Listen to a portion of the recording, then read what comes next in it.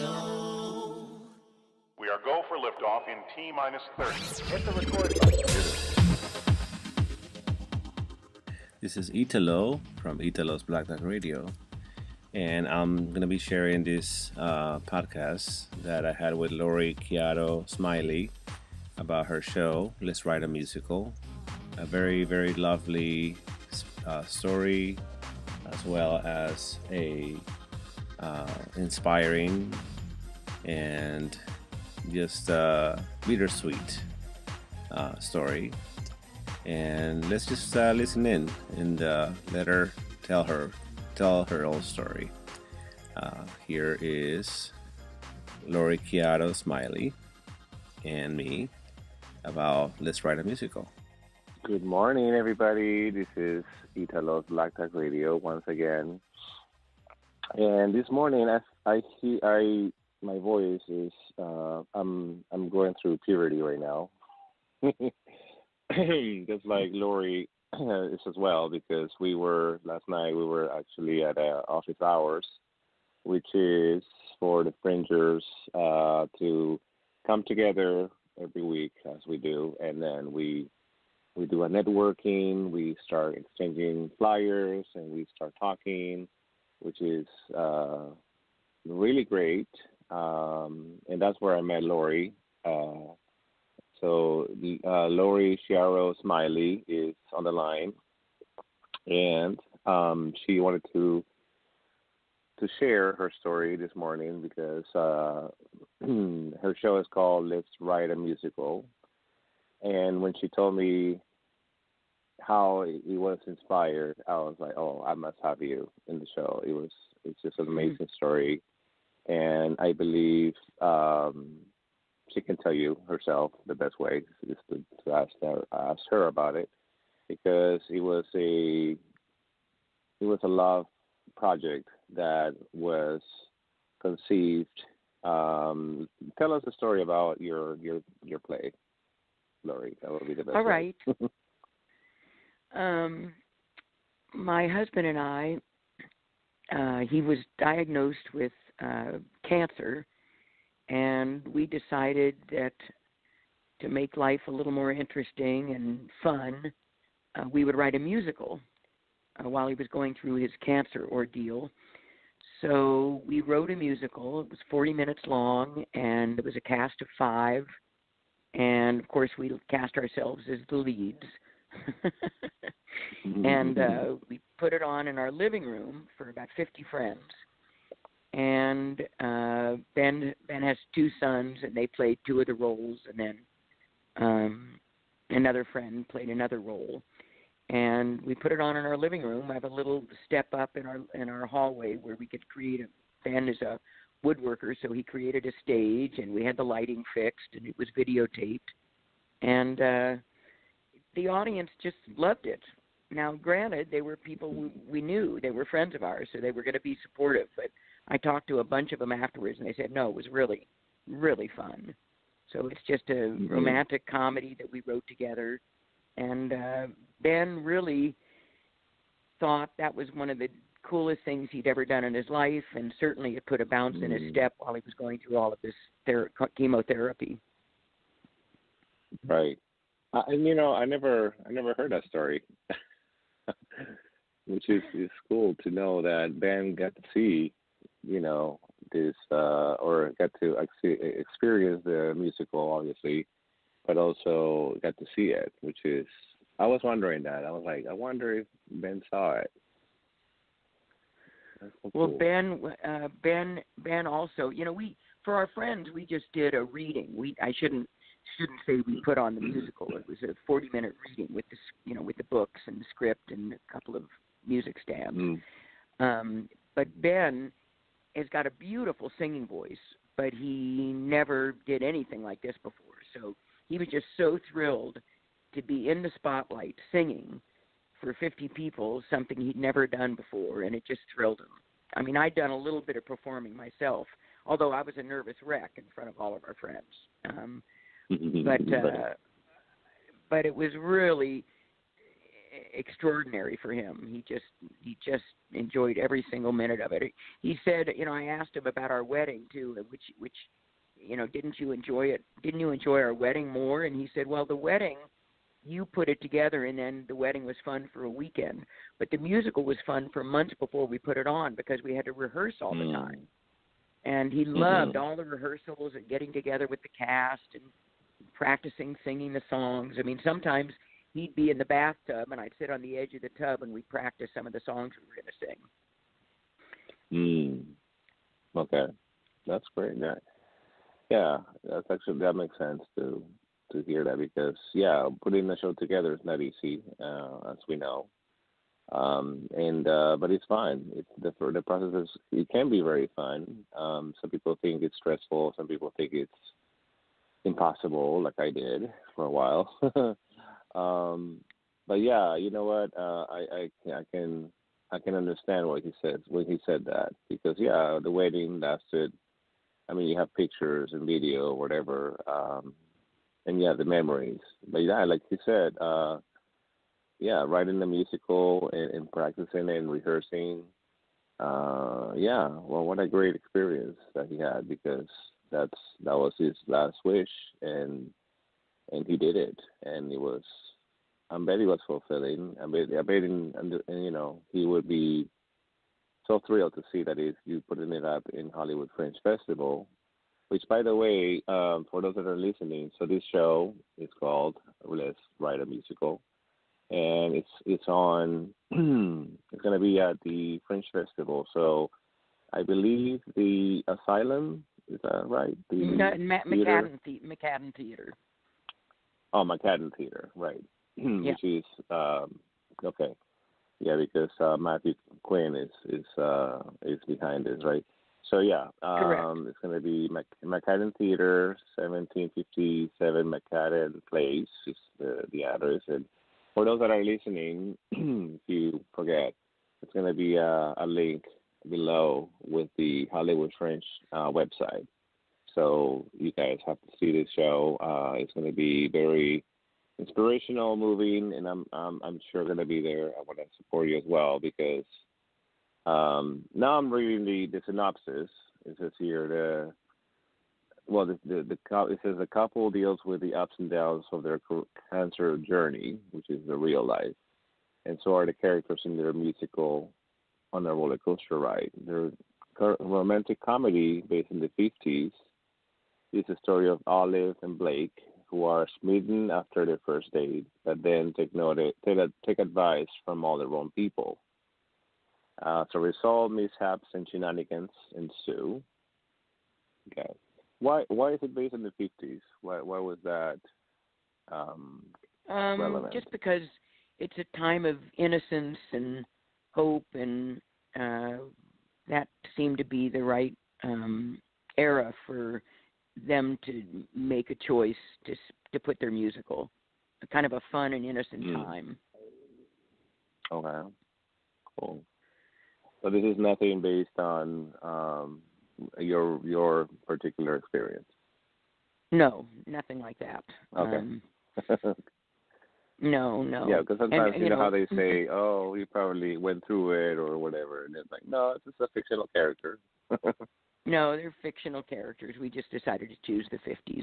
I mean, obviously, or not obviously, the original show, the 40-minute musical that we wrote together that's being put up at the Fringe, has been developed with an extra 20 minutes where the story of me and Ben is weaving through the musical, the original musical. The story of me and Ben and our cancer journey is weaving through. And those two characters, who, by the way, aren't singing characters, the roles of me and Ben don't sing, their scenes, the two of them are closer to Ben's and my age, 60-ish. So there's that contrast between Ben and I being 60-something, and then the young cast in the 50s. They're a young cast, 20-somethings. Okay. Now, how are the rehearsals coming along? Is everything now when you see it on stage? Because that was another experience, right? When you see them on stage and you see them speaking your words and singing the songs. What is that like? It's just thrilling. I mean, it almost leaves me speechless. The cast is really extraordinary. They're just, and Johnny, the director, has choreographed songs, and the humor is, it's just, the actors are so good, and the singing is so good. It just, the talent pool here in Los Angeles pretty much blows my mind. And they're very fast learners, and Johnny, the director, is incredibly creative with giving them direction, how to make my story even come alive more than it does on the page. So I'm just couldn't really be more delighted watching the rehearsals. Awesome. So it's going to be five people in the cast?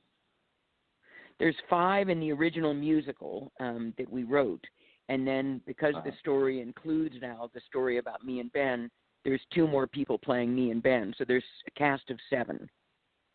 7, okay. That's a big cast.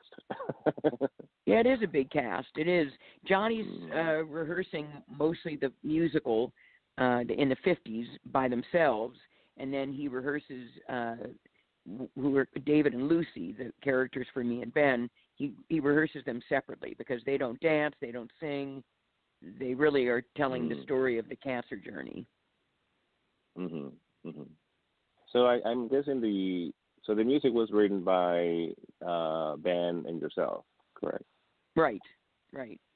Okay. Music and lyrics. So since that is the 50s, 1950s, so you probably had to, it had to sound like the 50s, right? Am I correct?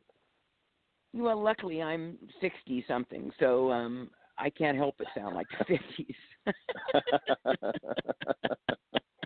I should probably have said that's the reason we put it in the 50s, because that's the only music I know how to write. Right. It couldn't sound like Cardi B or Pink or Christina Aguilera, because no, it sounds. In fact, the music director, I wrote a cute song for 2 of the characters who fall in love, not Blake and Olive, the main characters, but 2 other characters fall in love. And I wrote a cute little song for them to sing together. And the music director actually said, instead of saying it sounds like a song from the 50s, he said it sounds like a song from the 20s. So I'm really doing that in time. But I had a nice compliment from one of the actors. The actor said that the songs are very memorable and singable, and he only has to hear them a couple of times, and it's easy for him to memorize them. He said that's not always true when he has a role in a musical, but he said they're very, very easy to sing and learn. So I'm hoping that means the audience will enjoy them. They'll be really pleasing to the ear because it was so easy for them to learn them. They are sort of throwback songs. They are. You're right. They there's nothing cutting edge about my show, except come on. The cutting edge part is that it's a story about Ben and I writing a musical when he got diagnosed with cancer. That's what's cutting edge. But the songs are not. They're just really easy to listen to and easy to enjoy. Okay. I mean, I don't know about cutting edge, but I'm sure. I mean, music is so timeless to me. Music is very, very important in my life, and so music from the '60s in particular is my favorite. Even though I was born in the '70s, I for some reason, I guess being in the '70s, I had to listen to music from the '60s because everybody would play it, and the Beatles was a big influence in my life, as other groups like Pink Floyd or Led Zeppelin or whatever back in those days. But for the most part, it was Beatles because my aunt, she probably is going to listen to this show and say, yes, you mentioned me. So she would actually, or everybody in my family would play the Beatles, and it was sort of unconsciously I started liking the music from the '60s. But obviously, there's so much music that was inspired back in the days, and not only the Beatles, but Sam Cooke. Now I realize is been a pioneer, and they were probably the timeless songs. I was gonna choose, believe it or not, I was gonna choose "What a Wonderful World" before I chose "Sailing" because I had such a problem deciding yesterday. I'm like, what song is appropriate? What song is good? And so I'm gonna play a song at the end, which I'm not gonna spoil it for those who are listening. But I believe that this play that you wrote with Ben is more a celebration of his life, or celebration of both your lives, your union and your creativity together. So that is what inspired me to put this last song, and I think that's what he wanted, right? It's not. It's supposed to be uplifting. It's supposed to be something that will be remembered. Um, Happy moments, that are. I think he did it for you, to be honest. I don't know if that's my opinion, but maybe he did so that you will be able to deal with what just happened because he passed away was last year, I believe. Yes. Right. Yeah, no, it's been, first of all, writing the musical with him did, like I said, just to repeat myself, it made for the last 2 years of his life to be really fun for him. He really enjoyed it. Mm-hmm. And then also for me to work on the developed show, telling the story about me and Ben writing the show, was very cathartic and therapeutic for me because I got to think about him all the time and I got to remember, things we said and did all the time. And it was very therapeutic for me to add this 20 minutes to the show. And you're right about music being timeless. I shouldn't say it isn't cutting edge because the story itself is different. Most people don't write a musical when they get diagnosed with cancer. And like you said, it's pretty inspirational that he wanted to do this when he could have really been down in the dumps and stayed down in the dumps. I'm sure it's easy if you have cancer to just get blue and stay there. But that's not what he wanted to do. He wanted to have a good time, and he wanted to do something he'd never done before, and he wanted to sing in public, and it was just kind of a dream come true for him to get up in front of people and sing songs, and it was just really, really fun. And when the roller coaster ride that David and Lucy, the characters of me and Ben in the show, clearly with a cancer journey, they're on a roller coaster ride. Then the cast of the musical are also on a roller coaster ride because there are so many mix-ups that the leading roles fall in love, but then all hell breaks loose, and then they kind of don't get back together again for a while because there are problems. But I have to say also that the audience as well is going on a roller coaster ride because one minute, you're laughing very much at the musical because the actors are just hilarious, and the singing and dancing, and I mean it's just very, very upbeat and uplifting and fun and energetic, and so the audience has that emotion, and then they go on the roller coaster ride into the story of Ben and Laurie, or David and Lucy in the show, and something that's happening on their cancer journey, and then back into the musical again, where another song and dance happens, and it's very funny, and then back into Laurie and Ben, and so it's everybody's on a roller coaster ride. The cast and the actors, the story in both stories, and then also the audience is on a real roller coaster ride. So if you don't like roller coaster rides, you might want to skip this. I love roller coaster rides. Good. Okay, good. No, that's some of the best shows I've seen, and I saw a few last year. Were the ones that took me in a roller coaster ride, and I wasn't expecting what I saw at some of the shows. and those are the most memorable. Are the ones that I had to, laugh 1 minute, and the next I was bawling, and the next thing I was laughing again, and those are the best. And I think I said this before, where I was planning on seeing every show, which is impossible to see every show at the Fringe Festival. Right. But you try to make it to as many as you promised to make, and that's one thing I said yesterday. I'm like, I'm not going to promise to see your show, but it does sound very interesting. But I'm not going to do that anymore. Like promise people anything. But yeah, those are the ones that are going to stick in my mind for a long time. Comedy is great. I mean, comedy obviously is what people go to see for the most part. But the drama in the comedy is it's a perfect marriage. So I think if you don't have drama, if you don't have real characters, even I couldn't relate to a comedy that doesn't do that. Well, what's interesting is the director, I should mention, Johnny Coppola, not only is directing the show, but the story has been developed by him and me both. And when I first presented this story to him, just the original musical that Ben and I wrote, he really didn't think it had enough heart because, like you just said, there wasn't anything personal about it. And he said, this story isn't personal enough, and musicals need to educate, enlighten, and entertain. Those are the 3 E's that a musical needs to do. He said, this little romp that Ben and I wrote isn't personal enough. And I said, well, I can make it personal if you want me to. And he said, what do you mean?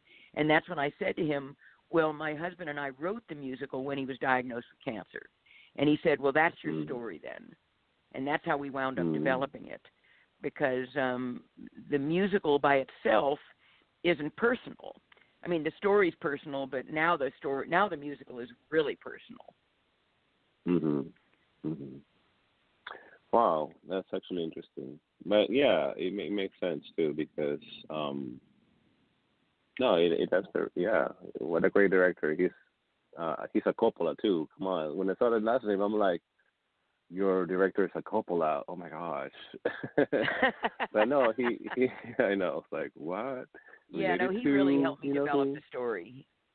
He's worn 2 hats. Now he's wearing the director hat. He's a phenomenal director. I mean, if anybody's looking for a director, I don't know if he has, the time to direct any other shows, but he's a phenomenal director.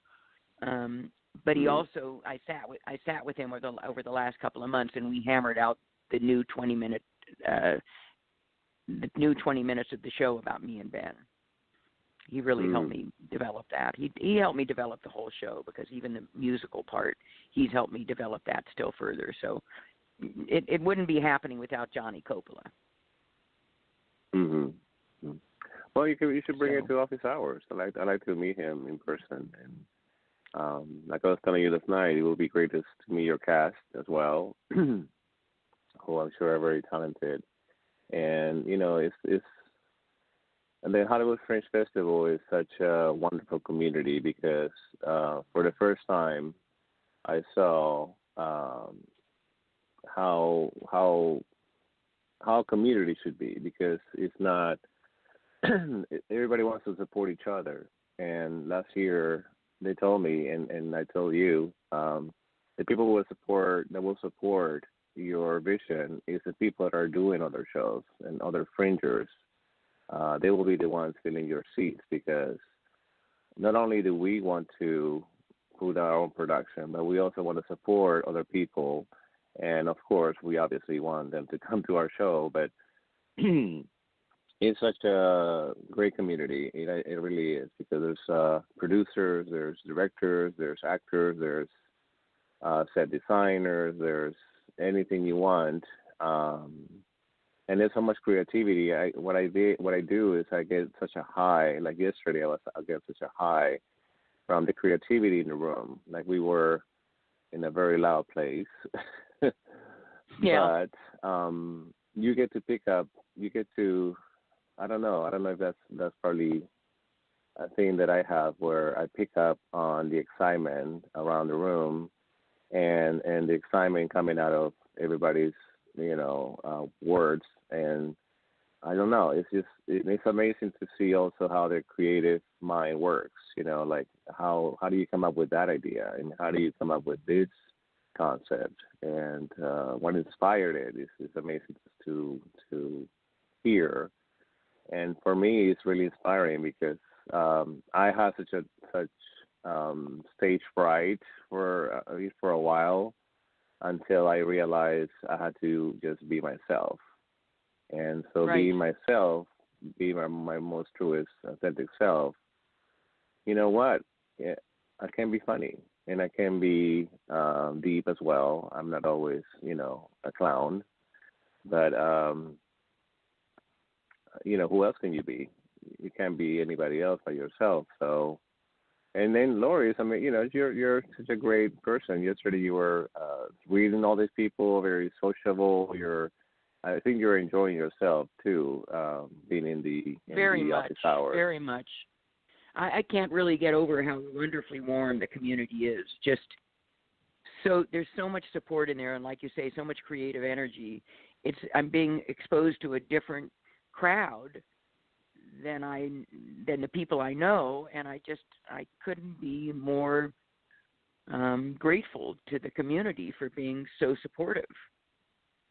And I'm actually, my curiosity, when I go to office hours, although of course I guess in the back of my mind I'm hoping any of these people would come to my show, but I'm really, more than that, I'm very curious about other shows, and because they're so intriguing, and the fact that I'll get to go see all these very intriguing shows. But right. I don't know, everybody's so nice. It's not a cliquey bunch where they've all done this before and they're all kind of in a clique together. Everybody's just so friendly. I've never really been in a room of people all that friendly and open to meeting new people before. Yeah, that's what I mean. Is you can feel, you can tell when it's fake people around you, or fake handshakes and shake hands and whatever. But no, you can truly see it where creative people are there to share, and also to find other like-minded people, because we as writers, or as performers, it can be a lonely journey. But if you meet other lonely people who are going through the same thing, and going through the same stress, and I don't know where to print my flyers, and how do you promote my show, and should I do this and should I do that? I think it's best to share it with other people that are going through the same thing. And what better way to do it? Yeah, what better way to do it than to have a drink and yeah, although that's a good point. I mean, writers, you do it by yourself, and then you go be with other people who've created something by themselves, if it's writers in my case. It's the Fringe Festival. I just can't wait to go see all these shows. But you're funny. I haven't exactly used the word promise. I don't think. I hope I haven't used that word. But I have heard interesting shows that I certainly plan to see, and I've let them know that I plan to see them. But I'm starting to lose track now of all the interesting shows. And I haven't been writing them all down, so I have to kind of get organized here. I don't want to make empty promises, like you said. But, it's it does before get crazy. It does get crazy. Yeah, I mean, I'm going to be running around trying to make sure I get to see everybody's show I talk to at office hours. Yeah. And as as a first-time Fringer, it was really great. I mean, I had so much fun, but it was hard to run around, like you say. It's going to be interesting. I had to have a calendar on my phone, and I wrote it down on the fridge, and it was hard to keep up with so many shows. And then at the same time, you have your own show, and then that takes a lot of energy as well. Moving around the props and your costumes and your makeup and your this and your that, and what am I forgetting? So yeah, it's Yeah, frantic. you will see, you will see. But you know what? It's a very thrilling experience, and finally when it's all over, and that happens it happens so quick. It's like a blink of Does an eye. it? You're like, it's over. Oh my goodness, it's over, and it was such a thrill, such a ride. You know, like you said, it's such a ride, and it's but you kind of have to be prepared for the aftermath. Well, I'm headed off to Germany to some resort island for 2 weeks, so I think that'll be a There good way you to. go. That would be a great way. Right. Because you're going to be in Hollywood, you're going to be so lonely. You're going to be like, okay, everybody's left. Yeah, Like it must be a letdown. It must be a But I'm, really honestly, Victor, I'm so dying of curiosity to see how my show is received because, when it's just a concept and then it becomes rehearsals and it becomes more and more real when you see the actors singing and dancing your show. But, then when you put it on, starting into preview, in my case, June 8th, I'm just so dying of curiosity to see how it will be received. Although I had an interesting talk last night with somebody named Sam, who has a show called How to Be a Rock Star, I think it's called. And he was telling me all he cares about is that he put on the best show possible. And I thought, wow, I want to put on the best show possible, but I also want to fill the seats. And he made a very good point. We all want to fill the seats. I sort of don't doubt that I'll have some full houses, but he made a very good point that what we really need to do is put on the best show possible, so that even if there's only half seats filled, you want to give those people the best possible show you can. But do you think that's not a proper goal to fill the seats? Okay, so what they will tell you, this is what they will tell you. Expect to have 50% of your seats filled. That's what they say. Okay. I have a different philosophy. Which is, tell me. It's 100%. It's 90%. That I have to basically is my job is to promote the heck out of the show, and Okay. that's what I noticed. People were, yesterday even, they were like, oh yeah, I saw this, online, and I saw this on Facebook, and I saw this on Instagram, and I saw this here, and I saw this there. I'm like, yeah, because I do it every day, religiously, or maybe every other day. If it's in the back of people's minds, and so to some of them, it may be overdoing it, but I don't think so because you have to put your 100% on the promotion side, because people don't realize that promotion is key, where you don't have your show's not going to be on TV. It's not going to be running every other hour on TV on a show. So you have to make everything possible to get your show, the name out. And so that was the hardest part for me last year, but it paid off because my shows were sold out, and it was 80 seats that I had to fill out. Wow. Of course, some of them were not filled, and some of them were really not filled at all. So yeah, and I'm not gonna get into that, but yeah, but for me it was even half the seats, because you don't realize that people, when it's not a full sold out show, people don't sit next to, say, side by side with somebody. They leave usually a space between, right? So when you come out in the theater and you are performing, you don't see the empty seats. You see you know what I mean? You see the audience heads. So it seems like it's a full theater, a sellout show, even if you have half the seats empty. But yeah, either way, I mean, if you're aiming to, and of course, don't. I never expected to make money. I didn't last year, and of course I didn't.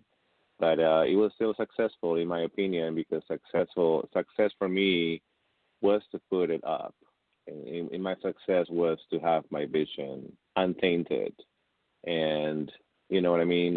So in your That's a case great too, point. That's where I need to recalibrate my goal, because honestly, it's really huge that me, a music teacher at an elementary school in Los Angeles, who isn't in the theater world really at all, is putting up a show at the Hollywood Fringe Festival. I mean, it's a big enough thing for me that I'm doing it at all.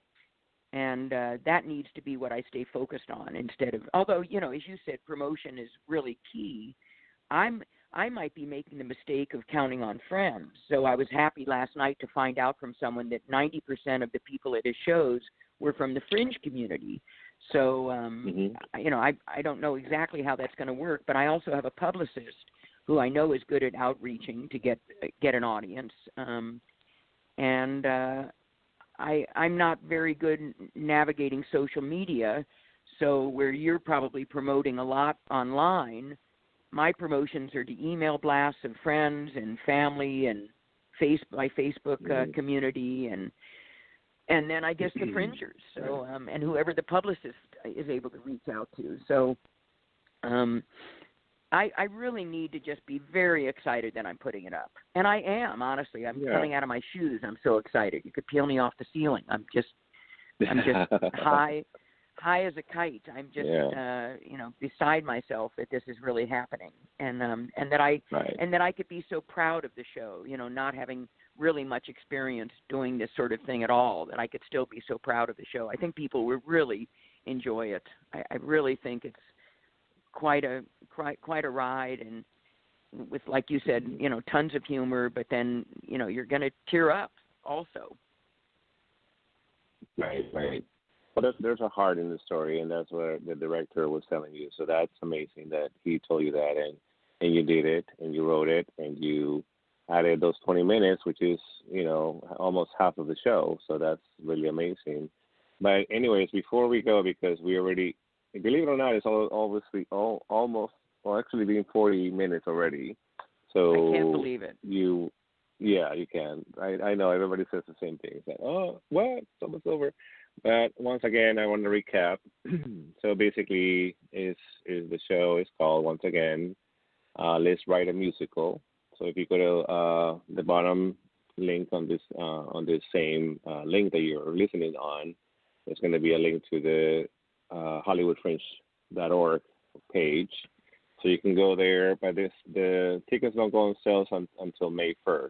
So May 1st, you go into that, and then you can buy tickets to see the show. And once again, it's going to be at the Manhattan Theater, which actually I haven't been to, so I want to check it out as well. It's a fabulous theater. It's really beautiful. Yeah, how many seats in that theater? 50. 50. Okay, that's really good. That's a good, you know, mid-sized. Yeah, it's great. I'm doing also the same size because 80 seats it was hard. It was hard to fill, yeah. So it will be more manageable. And the first show will be on June 8th.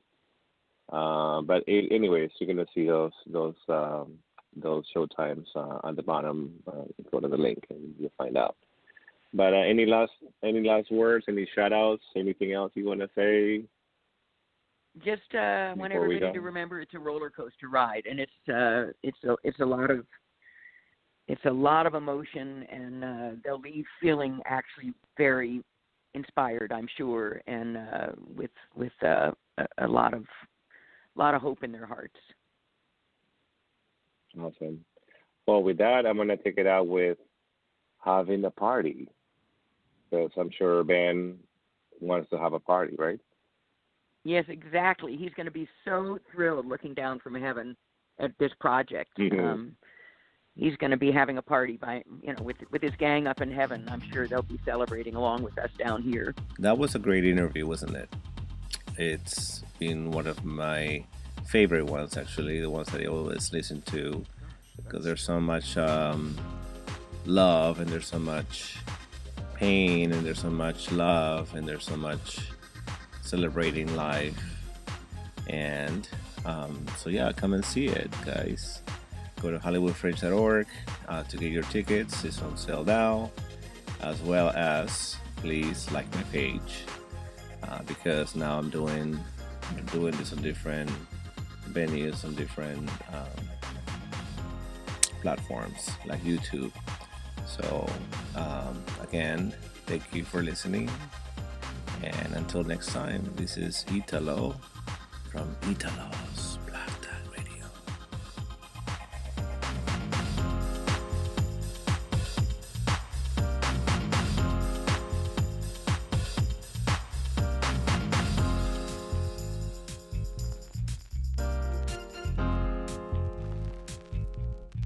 Well, I didn't see that coming.